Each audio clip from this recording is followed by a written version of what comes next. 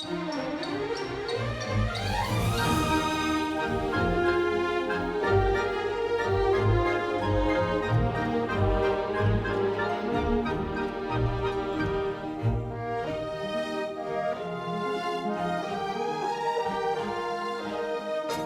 a tutti e benvenuti in Accademia.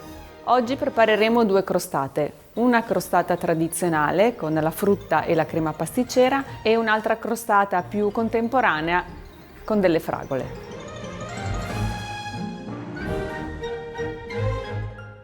Inizia la lezione, non andiamo mai di fretta, cerchiamo di imparare bene quello che vi proponiamo per divertirci tutti insieme. Ricordatevi che i dolci fanno parte del nostro essere persone con un'anima e cerchiamo di dare un valore a tutto ciò che impariamo.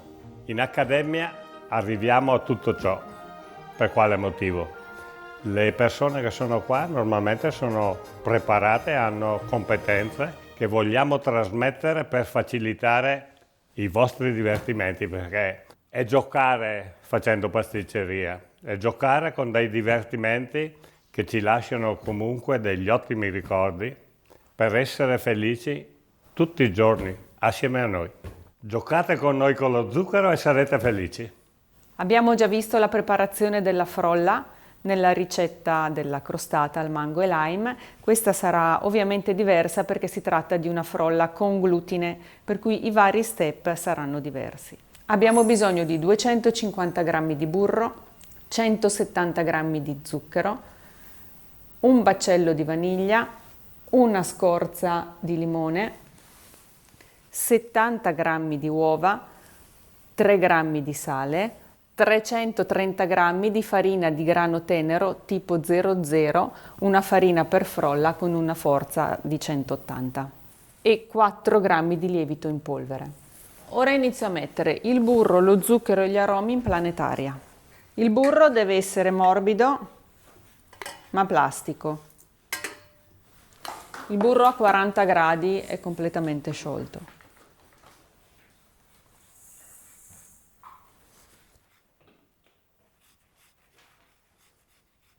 Adesso metto gli aromi, la scorza di limone e la vaniglia.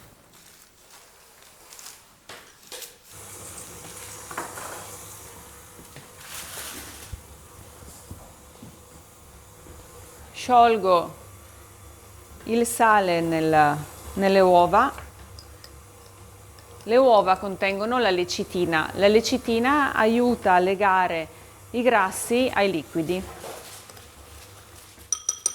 Ora verso a filo le uova.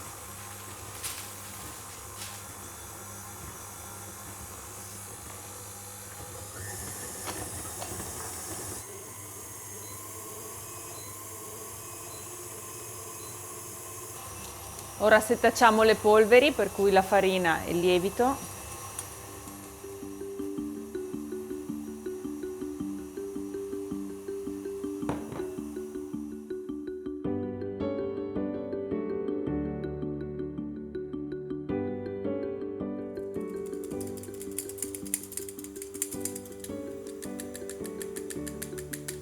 E ripetiamo l'operazione 2 volte.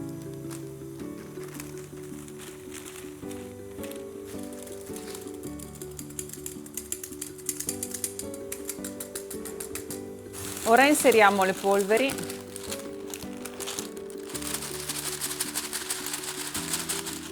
Faccio partire in prima velocità. Quando la farina inizia ad assorbirsi, allora posso aumentare.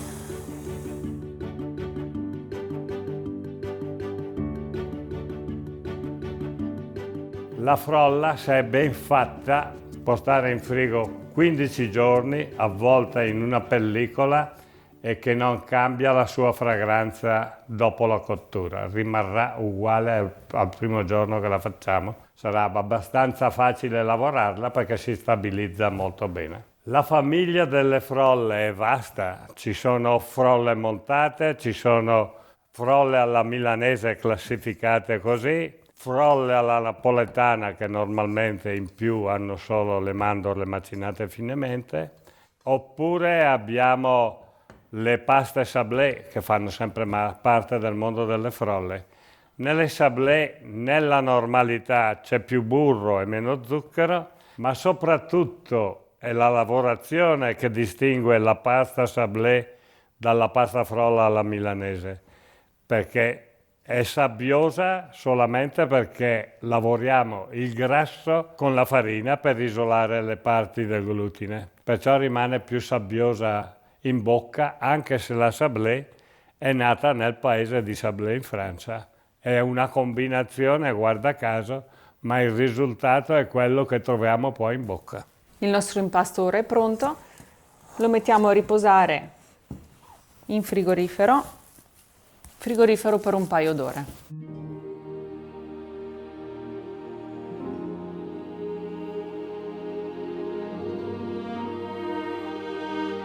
Ora siamo pronti per stendere la frolla. Cerchiamo di dare uniformità.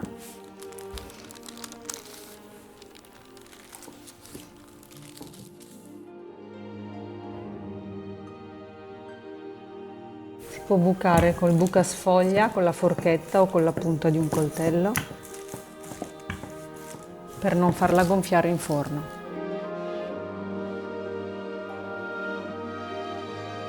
Ora la si appoggia all'interno dello stampo, la si fa aderire e si taglia l'eccesso per poi andare a modellarla.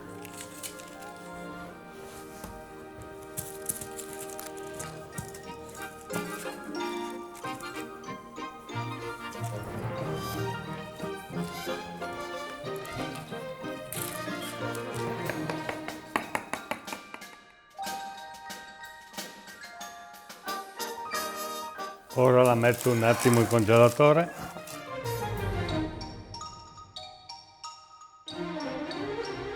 Preparo la teglia. Quando cuocete dei prodotti da forno in anelli di acciaio non sono l'ideale, perché l'acciaio assorbe 16 calorie centimetro quadro, mentre 225 è l'alluminio, perciò in alluminio abbiamo delle cotture molto più uniformi. Devo attendere un attimo che la pasta, che è un po' più grande, la infiliamo nell'anello, così abbiamo la possibilità di fare il bordo senza fare l'arrotolato di pasta che si fa normalmente. Facciamo tutto in un colpo, molto più semplice, più elegante e più uniforme nella cottura.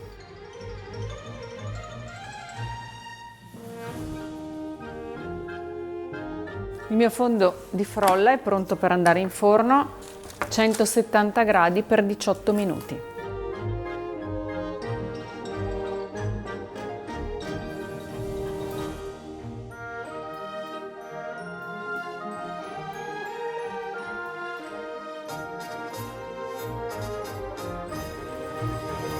La mia crostata è pronta, va in forno, basta schiacciare il bordo così e otteniamo il bordo decorato e con una cottura uniforme. Cottura 170 gradi reali, ovviamente ogni forno cambia il pirometro, cambia la temperatura e da circa 18 minuti. Se volete avere una cottura perfetta, i primi 10 minuti valvola chiusa, gli ultimi 8 minuti valvola aperta, dal momento che nei forni da cucina normali non ci sono quasi mai ci sono le valvole. Fate una pallina di stagnola di questa grandezza, lo infilate tra la bocca dello sportello e lo sportello e regolate l'uscita del vapore stringendo o allargando. Per quale motivo? Se i prodotti in cottura producono più vapore dell'uscita del vapore del forno, il prodotto all'interno per pressione collassa o cuoce male. Ora ultimiamo la nostra crostata nel modo tradizionale. Abbiamo del burro di cacao sciolto, un pennello, della crema pasticcera, dei frutti di bosco meno le nostre fragole. Tutta la frutta è stata lavata e soffiata con l'aria compressa. La frutta che abbiamo grande difficoltà a lavare senza aria compressa sono i lamponi, perché se li laviamo e poi non passiamo l'aria, il lampone si appassisce, ma bisogna lavare la frutta, insomma. Le fragole, io preferisco non i pomodori, ma queste fragoline che hanno un gusto molto particolare, soprattutto per la loro maturazione, ma anche perché si possono giostrare. Se io devo mettere un pomodoro sopra una tortina, non è che sia molto elegante. Le ho in frigo, voglio farvele vedere. E questa misura è ancora contenuta, perché stamattina al mercato ne abbiamo viste di quelle che pesavano 110 grammi. Guardate? E questa qua su una torta dà un senso di eleganza. Ho messo la frolla cotta nel congelatore perché quando passo il burro cacao per renderla impermeabile, se la temperatura del fondo di frolla è troppo calda, il burro di cacao viene assorbito, metto un prodotto che non serve a nulla. Ecco la nostra frolla, passo il burro di cacao,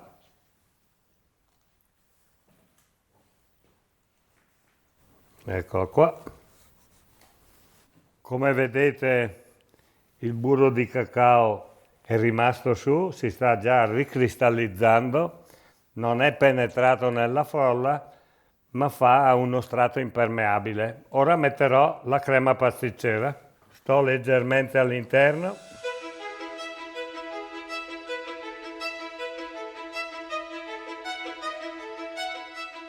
Bene, iniziamo con le fragole.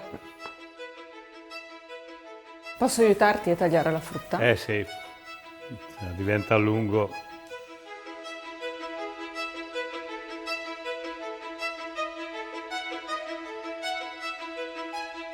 Ora le mettiamo in giro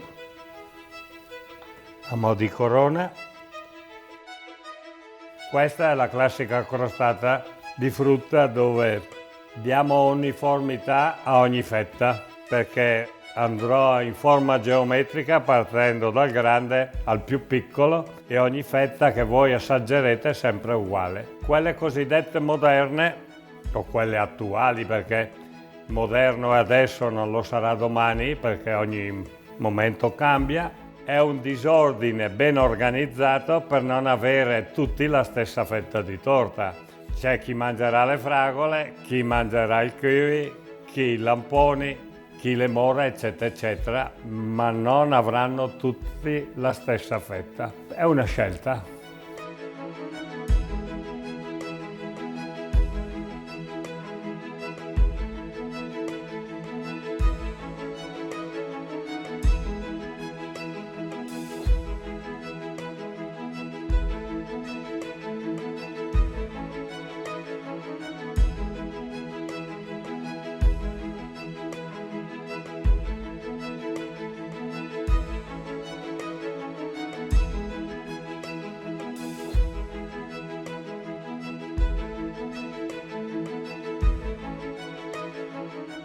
Passiamo un primo colpo con la gelatina.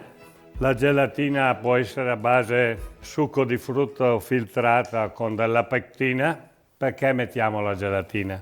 Prima di tutto perché la frutta si conserva meglio, ma la base principale è per unificare il sapore dolce di tutta la frutta. Se c'è la frutta che è troppo acida in eccesso, con la dolcezza della gelatina andiamo a bilanciare la dolcezza e troviamo qualcosa di molto particolare. Ci aiuta a costruire il dolce. Adesso ve lo faccio vedere.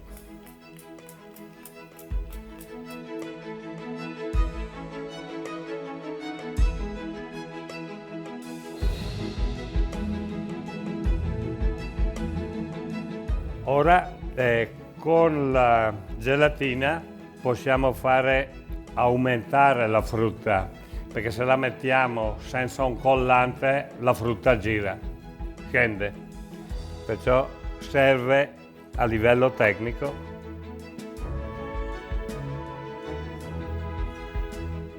Bene, ora mettiamo un altro giro di lamponi, alternando e copriamo i buchi.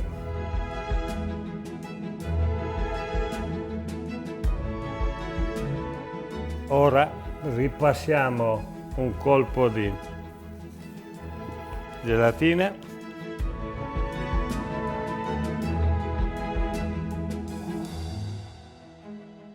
Ora abbiamo un cornetto di crema pasticcera, facciamo dei piccoli puntini per dargli un po' più tanta luce.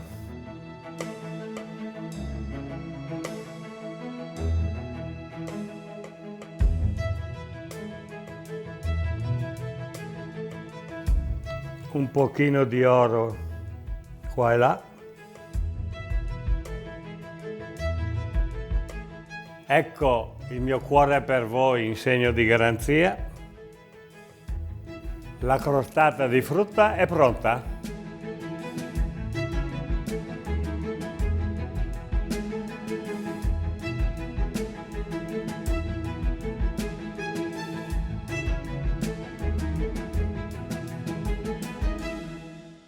Eccomi, adesso sono pronta per preparare la mia crostata alle fragole. Mi serviranno una confettura alle fragole, delle foglioline di menta per guarnire, la crema pasticcera e la crema diplomatica, che è pari peso di crema pasticcera e panna montata. Se volete preparare la confettura di fragole a casa, potete prendere 700 g di polpa di fragole, 300 g di polpa di mele. Utilizziamo la polpa di mele al posto della pectina, perché le mele contengono tanta pectina. 500 g di zucchero, portiamo a bollore, facciamo bollire per 2 minuti e la nostra confettura di fragole è pronta. Se vogliamo renderla un pochino più acidula, aggiungiamo 30 g di succo di limone e cuociamo per 4 minuti anziché 2. Inizio a comporre la crostata alle fragole.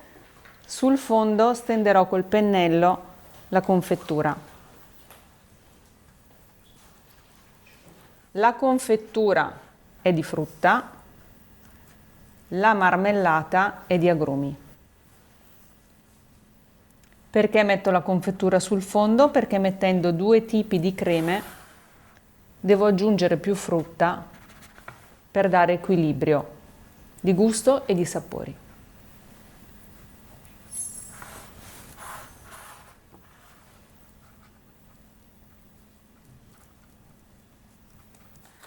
Sopra la confettura metto uno strato di crema pasticcera.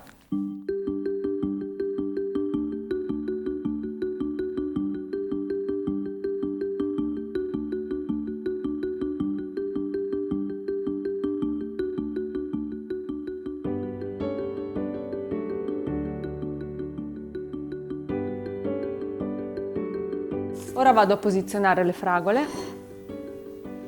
Io adesso sto utilizzando le fragole perché sono un amante delle fragole, ma ovviamente potete utilizzare tutta la frutta che volete. Vado a disporre le fragole prima in un verso e poi nell'altro.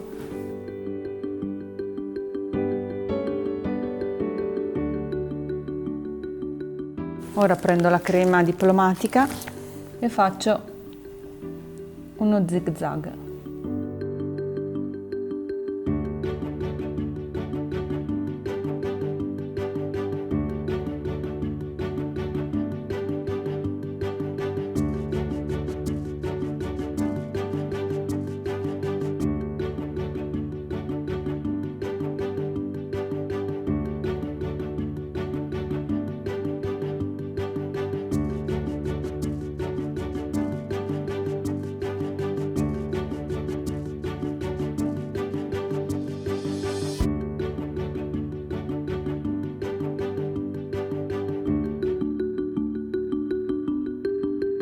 In questa crostata incontreremo la friabilità della frolla, la rotondità della crema e la freschezza della frutta.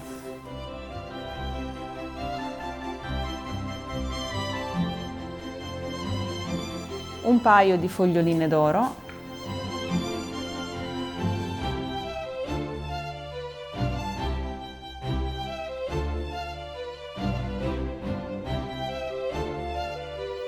Diamo un po' di luce anche al verde della menta.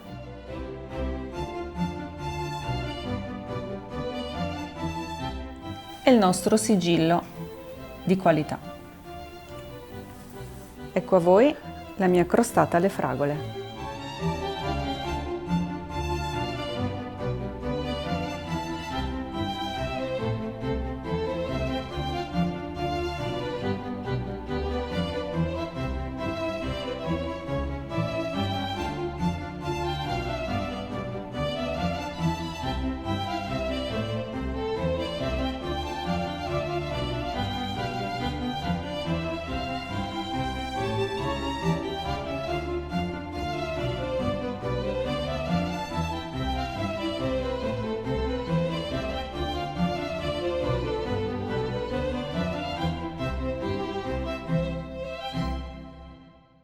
Hai appena finito di vedere una lezione del nostro corso. Se vuoi continuare o scoprirne di nuovi, vieni su accademia.tv. Qui ci sono tantissime ricette di chef famosi, oppure puoi iniziare con la nostra scuola, un percorso di formazione a tema food and beverage.